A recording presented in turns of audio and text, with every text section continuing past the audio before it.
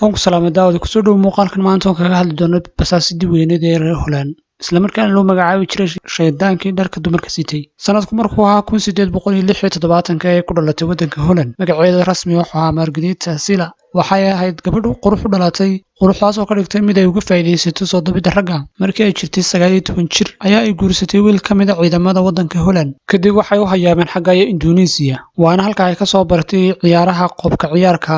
ee ay caanka ku ahayd waxay u dhashay ninkaasi laba caruur ah inkastoo ay kala tageen kadib markii khiyaano gogoldhaaf ku kacday kadib burburkii guurkeega waxay u gooday qobka ciyaarka halkaas oo markii dambe u guurtay xagga Paris ee wadanka Faransiiska waxayna magaceedii u bedeshay Mata Hari qof aan maqlin magaceedu mu jirin xilliga ay noolayd dalab ayaa uga yimid sirdoonka wadanka Jarmalka kaasi oo ahaa inay la shaqeyso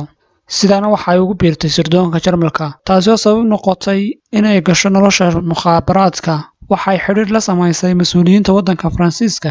waxayna ka gudbisay xogo dhanka ciidamada kadib waxa lagu tuhmay in ay xogo u gudbisay dhanka Jarmalka kabada waxaana la soo taagay maxkamadda waa ay dafirtay in ay gashay arrimo basaasnimo laakiin waxa ay tiri waxaan diyaar u ahay in aan la shaqeeyo sirdoonka wadanka Faransiiska maadaama ay aqoon u leedahay saraakiisha wadanka Jarmalka Master Herman waxay sidaa ku noqotay basaasad laba waji leh laakiin arrinta waxa ka war helay dhanka Jarmalka taasoo ay ku talagaleen in ka argoostaan waxayna khudbadahooda ku tari jireen hadallada xasoon oo lagu fahansiinayo dhanka Faransiiska in Master Harry tahay basaasad la shaqeysa waxayna sababtay in arrinkaasi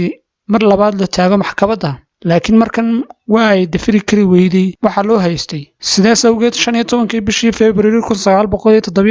1917 ayaa maxkamad ku taala Paris ku xukuntay dil hadaba arrinka la yaab kale ee dhacay waxa uu ahaa in habeenkii nolosheedii ugu dambeeyay oo aan sidan wax dhar ah isla markaana sidii ay ku dhalatay ay qobka ciyaar ku soo bandhigaysa jeelka dhexdiisa halkaas oo ay daawadeen ka hayeen dhamaan dadkii maxaabiista ahaa ee jeelkaasi ku jiray isla markaana aroornimadii la dildilay waxa ay codsatay in aan indhaha laga xidhin maadaama inta badan indhaha laga xidho qofka marka la dildilayo waad ku mahadsantahay daawashada muuqaalkan